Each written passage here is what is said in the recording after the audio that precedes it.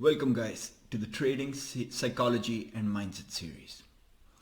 I wanted to go over this tutorial because you would already know that trading psychology lays the foundation to be a professional trader. 90% of the students, 90% of the people who are traders are looking for a gimmick, a tactic, just a style that they can implement. But what they miss are the nuances that go into trading successfully for a living. Think of a fighter. Every fighter wants to learn how to throw a punch, but the professionals, they delve deeper into the lay of the land. For example, Bruce Lee would be thinking about the coiling action of a cobra when trying to understand the power of his punch, or about the nuances of balance and timing. That's what separates a professional from an amateur. A professional understands the lay of the land, understands the science better than an amateur does. An amateur just wants to look on what he has to do in order to trade. A professional wants to understand it deeply, intuitively. So I wanted to go in the first video about the basic framework of what trading is, what it represents, and the fundamental rules that lie at the core of it. Almost every professional trader has some form of these rules. That's the way they understand the markets, and it's essential to fall back on if the markets are not if you do not feel in tune with the markets. So let's begin with this framework and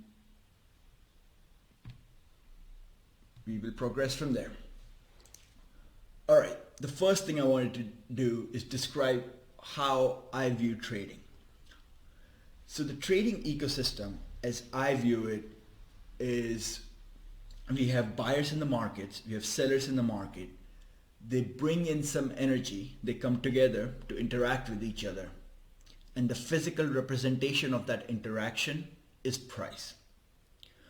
Price is the quantitative representation of the energy that the buyers and the sellers are bringing into the markets.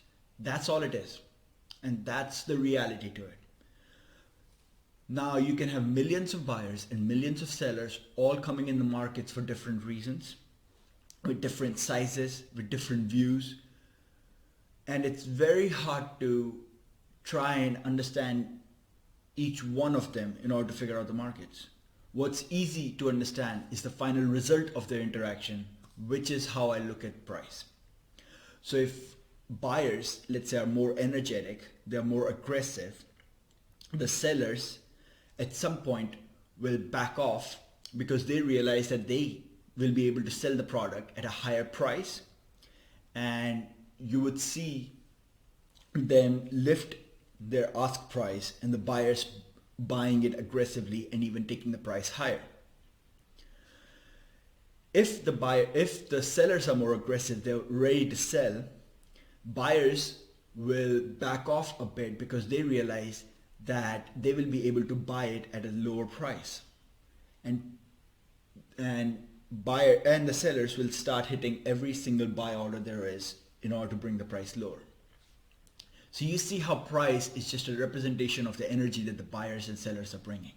Now, if buyers and sellers cannot reach a consensus, if both of them are bringing an almost equal amount of energy, then there will be a battle raging on at a price level, which I called the zone in the previous videos.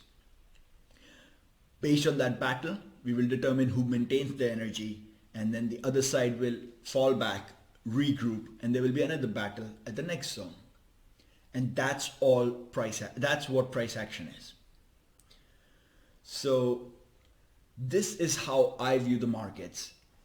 And since price is a physical representation of the energy, many of the concepts that apply to energy in the physical world are represented in the price action.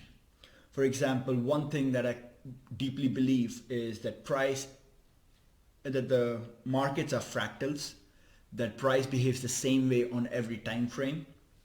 So if you have some patterns that play out on the weekly time frame, they're gonna also play out on the daily and the hourly and the 5 minute time frame.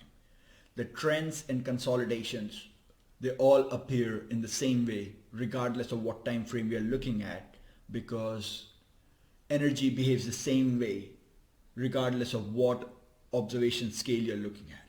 If you go too granular, then yes, you start to fall into the quantum physics realm. Same way, if you go too granular on the time frames, maybe 1 second chart, then yes, you will start to see a lot of noise in the data. But I'm talking about a larger overview. So based on that, we come to the next concept, that markets are never wrong.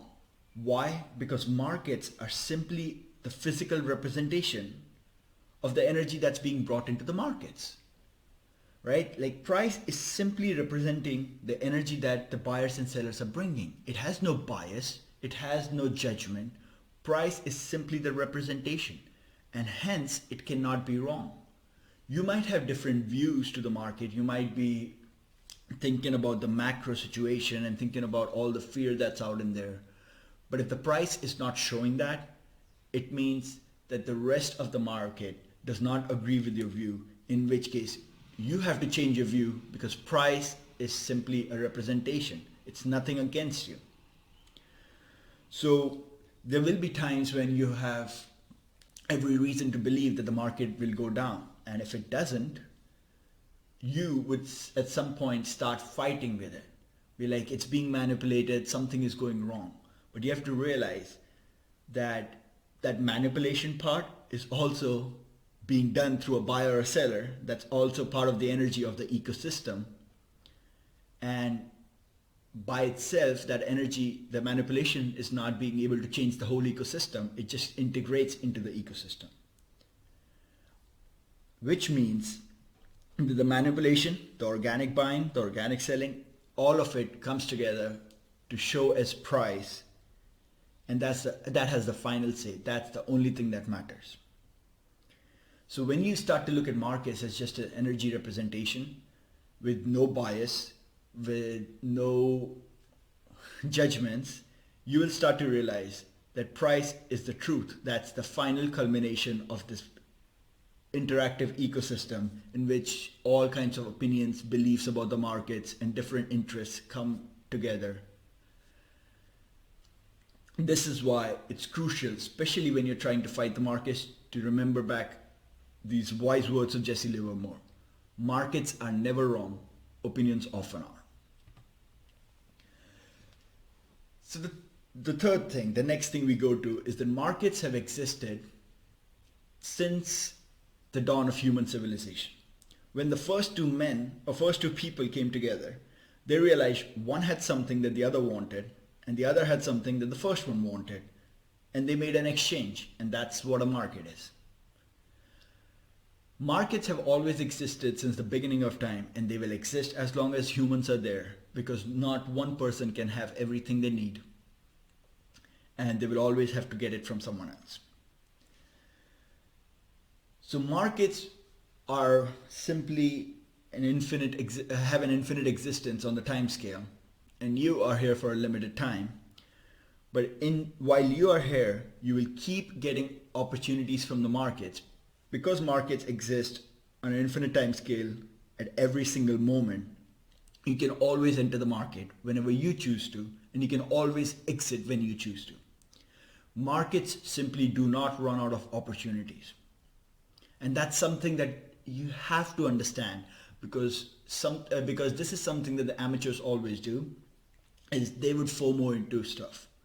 They would be worried about missing out on this great opportunity because that will change their life, or some form of reasoning of this manner, and then they will put themselves into risky situations which are not worth it. Since markets have always existed, will always exist, and have infinite opportunities, you choose when you want to participate in the markets. Because there's no time limit, unless you take 80 years for a trade, in which case, yes, your life age is a limiting factor. But for the most part, there is no pressure to get into the markets unless you have a good opportunity. You wait till the ball till the pitch is right in your strike zone before you swing. If you guys watch baseball, I don't know many of you do. In baseball, the batter is supposed to swing when when the ball is right in the strike zone, because that's where he scores the best. Now in baseball, you're limited in the number of balls you can get. But in the markets, you're not. In the markets, you can wait years for that beautiful pitch where you go all in. That was not to suggest that go all in on one trade where you think the opportunity is worth it. The whole point is, in markets, you can wait as long as you want to find a good opportunity, because there are infinite opportunities and they exist at all times, and you do not let markets ruin your life. You choose when to get in the markets. Don't let the markets force you to get into them. And this is something very crucial, which a lot of beginners have a problem with. They want to participate in the markets every day. Do not get into that temptation. The fourth fundamental truth of the markets is that the markets are a complex system. In the first slide, I touched upon it, how markets have a lot of buyers, a lot of sellers coming from all different backgrounds and regions with different objectives coming together in this one place and bringing in their energy that interacts in order to form price. Since markets are a complex system, it means there are a lot of different factors that are interacting. It's very hard to find the exact causal relationships in the market. A lot of amateurs think that once I understand every single reason of why things happen in the markets, I will be able to make money. So they will try and map out every single factor. For example, the interest rates, the volatility, the treasuries, the bond markets, every single thing. They try and find causal relationships on how things interact. And trust me, I went down that path when I first started trading. I would try and think about how the commodities in Australia affect the Aussie dollar and the oil affects the Canadian dollar, and how their interaction with China would matter in some other forex department. And you start to realize that those causal relationships don't work one-on-one. That's because markets are a complex system, and for humans, it's very hard to map out every second order and third order effect. Now, if you guys are aware of a bit of the butterfly effect in chaos theory, it talks about how butterfly flapping its wings in one part of the world can create a tornado in the other part of the world. Because that's how complex systems work. You can have significant effects of a small event in one part of the system. And it's very hard to figure out the chain of events that led to the significant event. One person buying some small unknown shitcoin in one part of the crypto ecosphere could lead to the liquidation of the biggest exchange in the world. How that would happen, it was very hard to figure that part out. And this is why trying to find causal relationships for every single thing in the markets, or trying to find reasons for why something happened, is bound to take you nowhere. This is why I prefer to focus on the price, because price is the final representation of all the events that happen. That complex system with all its interactions gave us an output, which is the price. And it's a lot easier to study and trade that output rather than trying to find the reason for it. However, that does not stop other people to try and find reasons for it. Why? Because they are there to explain it to millions and billions of amateurs of why things are happening. As humans, we always have a tendency to try and find a reason for something, and it baffles us when we cannot. So most people in the markets would try and find reasons for why something happened in order to satisfy that need. We have this big industry, which is financial news. And these guys use the fanciest words, try and use nice explanations to show why things work the way they do. But most of it is hindsight bias. They have almost zero predictive power. At the start of every year, you would see that the best analysts from the banks try and give their year-end estimates for the S&P 500. Almost all of those estimates are clustered together, and almost every year they're wrong. So this is something you have to realize, that the news is mostly hindsight bias. They try and explain after the event, but if they were good at trying to find the causal relationships in a complex system, they would have some predictive power, which they don't. This is why I don't personally look at the news at all. If there's a surprise news that the market had no idea about, let's say if US decides to ban crypto today, it would have a significant impact. And there's not much you can do about that kind of news that comes out. But most of the other news is something that the market already knows will come out, something like a big number print, NFP or the CPI or the FOMC meetings. So the market expects some news to come out, and the effect of the news won't be in direct relation to what the news is. It will be in relation to how the news is perceived by the markets. Let's say the market had some expectation for the news and the news came a lot better, then the market will have one reaction compared to if the news came worse compared to the expectations. So the news by itself does not matter. It's the expectations the market had in relation to that news that will affect the price impact it makes. And that's a crucial difference, because many times you would see a stock sell off after good earnings, and you would have people always questioning like, oh, the earnings were great, the guidance is great, why is the stock selling off? It's because of the expectations the market had for the earnings. If the expectations were more than what the stock delivered, then it will sell off despite good earnings and good guidance. But if the expectations were bad and then we get good guidance and good earnings, then the stock will skyrocket. So the news impact it has on the market depends on the expectations the market had regarding that news. The way I think of it is, the news is an external shock or jolt of energy into the system, and how well that energy is absorbed depends on how well the system is ready to take that external jolt. If the system is not ready for a big external jolt, right, the system will see a lot more chaos. But if the system can absorb a lot of external energy, then it won't see that much chaos. And this is how I perceive the markets and the effect of the news on it.